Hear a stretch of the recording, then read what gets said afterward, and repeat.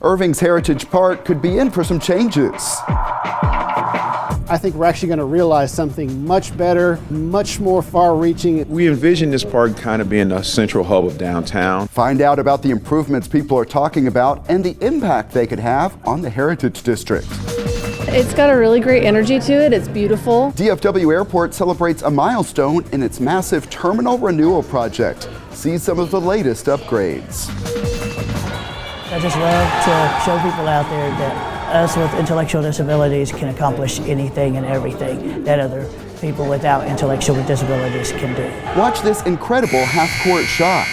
Special Olympians are showing off their skills on the basketball court during a tournament with a lot of healthy competition. Plus a preview of the North Texas Teen Book Festival, the new playground coming to Center Park, and a crime warning. Find out why some bad guys are posing as City of Irving employees. This is City Source. The mayor talks about successes in Irving. Hello and welcome to City Source. I'm Thomas Gandy. Highlights from State of the City are coming up later. But first, residents are getting a look at plans to expand Heritage Park in South Irving. We talked to the people involved for details and heard from residents. It's part of our special series of reports, Investing in Our Future. We came out here, shot pictures. These photos capturing one of the biggest days of Robert Garza's life were taken in Irving's Heritage Park. It became our wedding background. It was beautiful. And on this day, Robert Garza is back in the park, this time with a group of volunteers from Calvary Church. We're gonna make it look nice, make them love it when they walk in here. They are working with Keep Irving Beautiful to paint the inside of Irving's original library building, now used as multi-purpose space. It's going great. We're actually kind of powering through it, which is awesome. And while some here have memories from the past to share, I grew up here in Irving. I grew up coming out to parties here as a kid. They are all helping the area get ready for the future. This park, with its features that stand tribute to Irving's history, could have big years ahead. Under ideas developed by the city's capital improvement team, this park would be reimagined, doubling in size and moving into this space. You have a lot more space to work with now. Yes, we do. We just have just under 3 acres. It's really going to allow us to expand Parks and Recreation programming. Just about everything would be in a new location here. Even this monument marking the 1986 dedication. Let's go back. It all took place at the dedication of Irving's newest centerpiece, Heritage Park. While a German band played polka music, the crowd was able to enjoy the newly landscaped park with its green grass and shady grape arbors. This was a day for remembering America's history, as well as the history of Irving. The city continues to host special events here. Now move ahead. This is what created that additional space. The city bought the former downtown post office building and neighboring structures to get this land. Now there is room to spread out. Under the current proposal, this space would remain open for events. In addition to just having open space, we're going to have an amphitheater. No time to explain what I mean. It could host the city's summer concert series, which is now hosted on a mobile stage.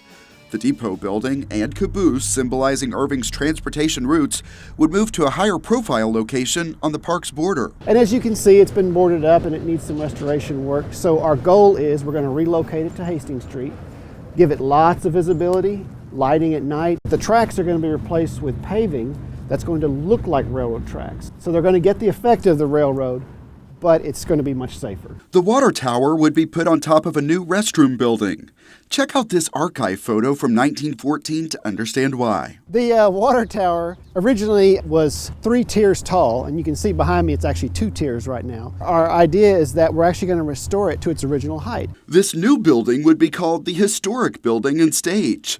It would serve as storage for annual events. And that original library building would shift angles and move to the corner of Main and 3rd Streets. And it's actually going to be the anchor for an area we're calling the Garden Terrace. That terrace is envisioned as a spot for weddings or even daily lunches. A place for food trucks to park is planned nearby. We actually would like to expand the park about halfway into 3rd Street. Amid all the change, the Castor Cabin would actually stay in its current location, with enhancements around it. We want to give it identity. And the one idea we had to do that was to create a little plaza right here where I'm standing, something we'd call Pioneer Plaza. And around this plaza, we'd have monuments, and they would commemorate all of the original founders who lived in this area. We took all the comments that everyone had. The Capital Improvement Team and Parks Department presented the ideas and gathered public input, most recently during this meeting at the South Irving Library. We've been residents of the Heritage District all of our lives, and we're interested in what's going on in the area. It's important that we get the citizens engaged in the whole process of planning and designing these types of parks, because they're the ones who these parks are for. I own property in the area, and I'm very excited about the revitalization of the Heritage District. This is an important component of that revitalization. I like what you've done quite a bit. Appreciate your efforts. For all of the enthusiasm about the improvements, it is important to point out that they are not yet final or even funded. The interesting thing about this project is we actually started it without a budget.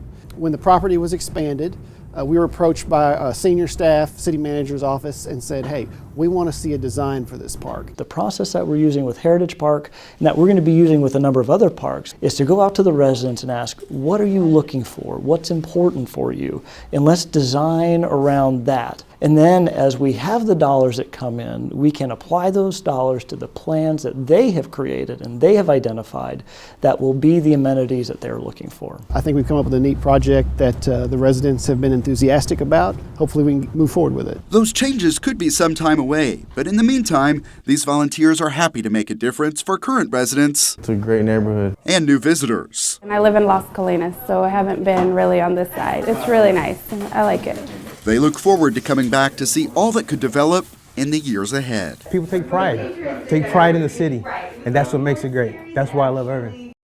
In addition to what we showed you there, mature trees from other construction sites in the city could be moved to the expanded Heritage Park. The plans go next to the Parks Board and later the City Council for consideration. We also have news from Center Park. It is getting a new playground. Here is an idea of what it could look like when it's complete. The colorful equipment includes pieces such as the Sky Runner, a step climber, and much more. There is also a canopy to provide sun protection over part of the playground. Community Development Block Grant funds are paying for these new structures. The playground is expected to reopen with all of the new gear around the end of February. In today's Crime Fighters, a warning about imposters. Police say 2 men were posing as City of Irving employees to get inside homes and steal valuables. In 2 cases, they were successful. So here is what to know. Police say do not allow workers in your home unless you are sure of their identity and purpose. It is quite rare that Irving water utility employees would need to get inside a home. Here are other things to keep in mind. All City of Irving employees will have IDs like these. This video is of legitimate work. Water department employees will be in uniform and in marked city vehicles. To check further, call customer service at 972-721-2411 or to report suspicious activity, call 911. Now to another case. Look at these pictures. According to police, this pair drove a stolen Jeep Cherokee to an Irving motorcycle dealership.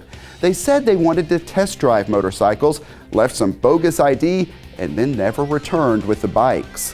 One motorcycle was recovered after a crash in Carrollton, but a 2013 Yamaha R1 similar to this one is still missing. If you have information on this case, call Irving Police at 972-273-1010, and that's how you can be a City Source crime fighter. Mayor Beth Van Dyne talked about a lot of economic development projects during the annual State of the City address. The Irving Las Colinas Chamber of Commerce hosted the event at the Irving Convention Center. The mayor pointed out many of the business wins from the past year.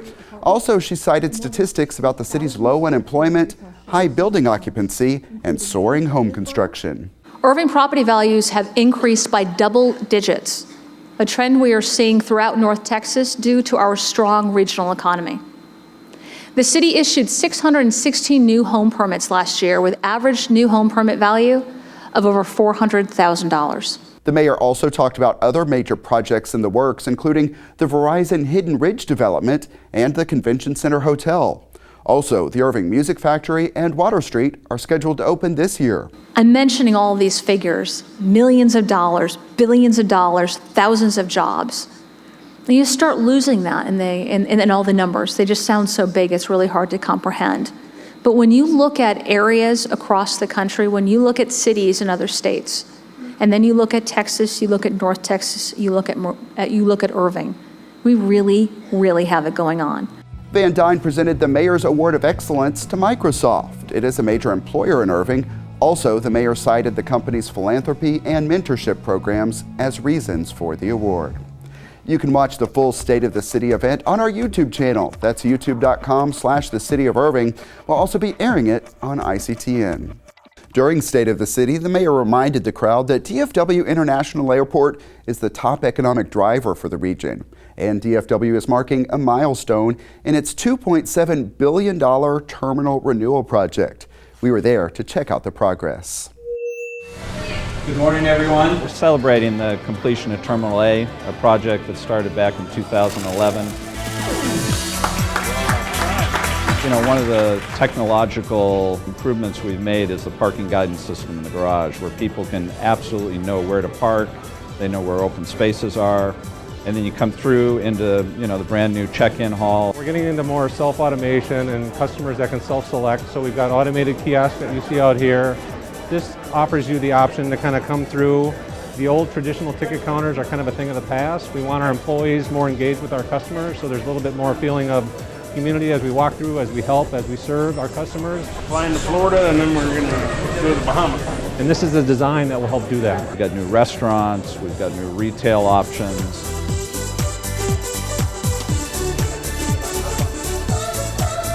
We're an asset for this region. We're an asset for North Texas. The cities in Dallas of Fort Worth own us. We reside in 4 cities, Irving, Grapevine, Capel, and Euless.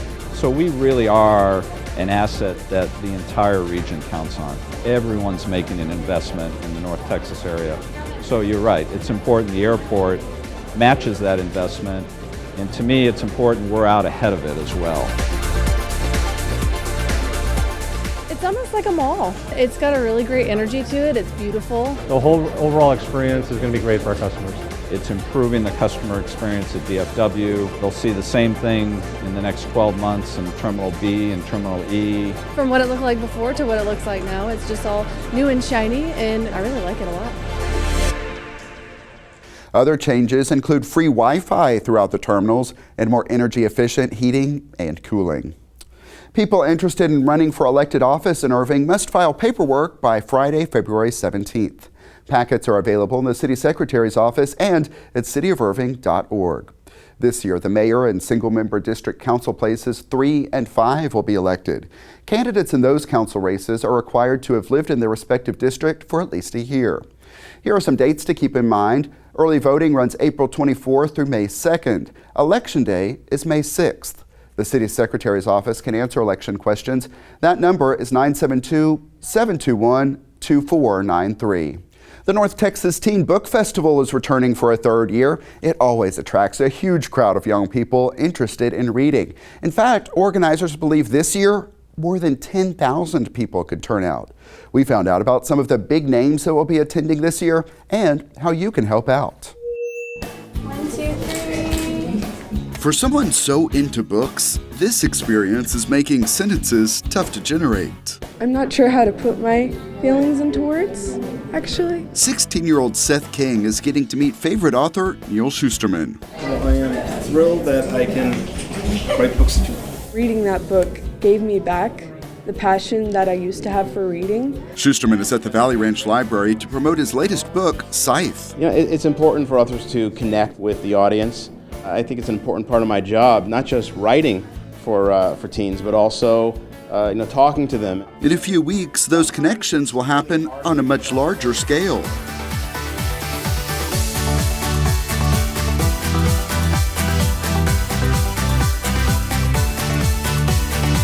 The North Texas Teen Book Festival is returning to the Irving Convention Center for a 3rd year. Turnout the first 2 years exceeded all expectations, and this time around, the festival is expanding even more. We're excited, but we're also a little scared. We're really looking forward to it. It's going to be intense and crazy and so much fun. More than 80 authors will be there. Among them, R.L. Stine, who wrote the Goosebumps series, Veronica Roth, author of the Divergent trilogy, and Sarah Shepard of Pretty Little Liars fame. People that have collectively sold hundreds of millions of books, and I'll say that again, hundreds of millions combined. I'm going to be fangirling myself. There's a lot of authors that are coming that I am big, huge fans of. There will be panel discussions in 15 different places throughout the convention center. You were someone who actually could survive. What did you do? I was a bodyguard and then a jiu-jitsu instructor. So we're sticking with him to get out of here. Organizers expect more than 10,000 young people to attend on Saturday, March 4th. They'll interact with authors and discover new books. Friday, March 3rd is for educators. That event has also expanded. It gives teachers new ideas for engaging young people and exciting them about reading. We provide an entire day of professional development for teachers and librarians where they can come and learn from authors and university professors and leaders in literacy education. Oh my gosh, amazing. Organizers are also hoping teachers will help spread the word about the festival. During this preview event at the South Irving Library, teachers learned about what to expect. Educators are a critical piece in that. They can help support by making sure they're aware of what's happening. In some cases, organizing and getting them there. To have those educators help us out, we knew up front that what we were looking at was kind of ambitious and that it wouldn't work without as many hands on deck as we could get. To manage an event with so many people and so much happening at once, organizers are putting out a call for volunteers. They are going to greet people as they enter the building and give them programs, help them find directional information. They're working the signing lines, they're getting people in lines, they're keeping count of people. We don't see a profit at all. All of the proceeds go back in some way to the kids. And so it's crucial that we have volunteers. Volunteers can sign up on the North Texas Teen Book Festival website and become part of this event that only gets bigger. It's happening through both word of mouth and what some see as the increasingly better selection of books on the market. I think we're in really a golden age of teen literature. In my opinion, some of the best authors that are writing right now are writing for teens. Organizers are thrilled to see how much the festival has blown away expectations in its first years, and they are optimistic for another big turnout on March 4th at the Irving Convention Center. This event is something like no other. And another attraction this year is called Speed Dating with a Book. Volunteers will serve as matchmakers. Again, the North Texas Teen Book Festival is March 4th at the Irving Convention Center. Admission is free. Here's what else is coming up at the Convention Center. February 11th and 12th is the Dallas Comic Show. February 17th and 18th is Sports Radio 1310 The Ticket's annual ticket stock. March 10th and 11th is the robotics competition called First. That one always gets loud, crazy, and fun. It is free to watch, but for ticket prices on all events, visit irvingconventioncenter.com/events. And it won't be long before we'll again be covering the Irving Marathon. If you have thought about participating, this is the time to sign up. Runners can choose courses ranging from a 1-mile fun run to a full marathon.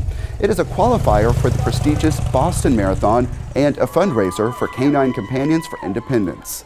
The Irving Marathon is set for Sunday, April 2nd, and registration fees increase on March 1st. Find information at irvingmarathon.com. And while we talk about inspiring athletic feats, let's get right into our next story. It's about the City of Irving's annual Special Olympics basketball tournament held at 2 Irving recreation centers. City Source reporter Angela Lang has the story. I have a passion for the game, and I love to exercise and run. I just love to stay in shape. It is that time of the year for Chris Custer and his teammates to lace up their basketball shoes again. For Chris, this will be his 22nd season playing on Irving's Special Olympics basketball team. It feels great. The energy level is great, the intensity is great, and I thrive on all of that. The energy was turned all the way up for this first event of the season, an annual Irving tradition at Lively Park Youth Center and Center Park Recreation Center. This is the Irving Basketball Classic for 2017. It's a yearly Special Olympics tournament for basketball for Area 10. 2 Irving teams played in this year's tournament, and the city played host to another 35 teams from across the area. We take teams from all over the area just to show what Irving can do, to show what Irving is about. You can be any age to participate, and there's no upper ceiling. We have athletes in their 40s, other teams have athletes in their 50s and 60s. It just gives them something to do, something to play. Win or lose, each team is guaranteed 2 games. And we don't charge teams anything to be here. Everything is free for these teams.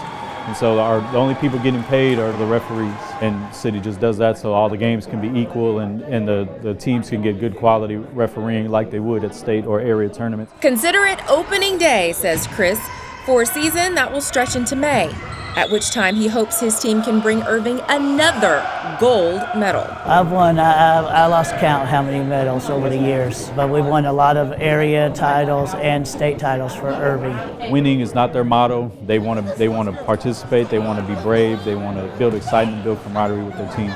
I just love to show people out there that us with intellectual disabilities can accomplish anything and everything that other people without intellectual disabilities can do. Chris is a role model for younger Irving players like Brianna Gibson, who joined the team last season. She plays for the lower level team that also won a gold medal. We played against competitive teams, and they were really good, and we won. You won? Yes. You just kind of look, we won, you won. It was really nice because you get a chance to see the excitement in everyone's eyes and everything. And the program itself, you know that it's a struggle every day, that what they're going through, and for them to have a chance to enjoy and just get out and have a sense of accomplishment as a team it's just great in itself. Hard to describe how good it is to see their excitement. Number 1, you want to wrestle? Woo! And while competition is important to these athletes, there is way more to this event than the final score. This is truly for the love of the game. Some of the scores are 6-0, and every time a basket gets made, the whole building erupts. The kids love it, the parents love it. It's just fun to be around. Angela Lang for City Source. Students at Northlake College in Irving or any other school in the Dallas County Community College District can ride DART buses, light rail, or the TRE for free. The district approved buying passes for students taking 6 or more credit hours. Continuing education students can also be eligible. It's all meant to make education more accessible to students. And at Northlake, the Orange Line makes a stop right at the campus. To sign up or get the full details, you see the website on the screen. It's dcccd.edu/GoPass. And for younger students, DART has an art contest underway. Winners could have their design on DART buses and trains and maybe even gain some cash and other prizes. The theme this year is The Adventure Starts Here. The contest is open to students in kindergarten through the 12th grade. Details are on the DART website, and the deadline is February 28th. And it's time now for our Pets of the Week. JP Zavala is at the Animal Care Campus. We're at the Animal Care Campus with Michael Whiteside. And Michael, who's this big guy? This here is Tiger. He is about 6 years old. He is Terrier Chihuahua mix of some sort, and he ended up with us because his owner was moving and they couldn't take him. So he's been in a home all of his life until just recently. So he's still getting acclimated, but he's really friendly. He loves giving kisses. He loves going to run. He's real active. For an older dog, he seems to be very active. Yeah, and especially with your smaller breeds, they're going to continue to be active as they get older as well. But he still deserves a good home for the rest of his life, and I'm sure he can find one here. And this sweet girl is? This is Sasha. She was brought in as a stray surrender. She's actually about 7 years old. She is getting treated for heartworms right now, so it's going to be a little while before she's ready, but again, she's another senior dog that's great to be around. She is going to do better in a quiet home and probably with no other pets. You notice that she's not really that comfortable around other pets, so you know, a one-owner, quiet home dog would be perfect place for her. Michael, and this is? This big guy here is Poppy. Sticking with our older dog theme, he is also a 7-year-old. He's a lab mix. He's really just a big lug. He's currently getting treated for heartworms as well. I don't know much about his backstory. We actually got him from another rescue group. But he's a really, really sweet guy. He's very mild-mannered and calm.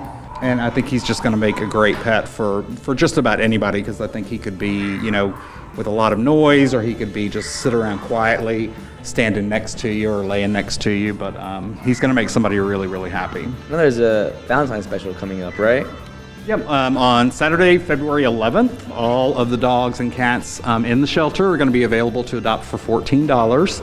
It's our True Love Awaits campaign. So if you're looking for a perfect match for Valentine's Day, you can certainly find one here. All right, thanks, Michael. Back to you, Thomas. All right, JP, thanks a lot. The Animal Care Campus is located at 4140 Valley View Lane. It is open Tuesday through Friday from 11 a.m. until 6 p.m. Then on Saturday, the hours are 10 a.m. until 5 p.m. Also, check out the websites you see on the screen. Irving's hospitality industry has a lot to look forward to in the coming year with the opening of the Music Factory and more. On the next City Source, we'll take you to an event that updates the financial impact of all of the visitors that come to Irving. And speaking of the Music Factory, we have a tour of the construction underway to give you a preview of some of the big attractions. Also, a program that is a partnership between the City of Irving and the Irving Independent School District is helping children learn to swim, see some of their potentially life-saving skills. Email us your thoughts on our stories. The address is ictn@cityofirving.org.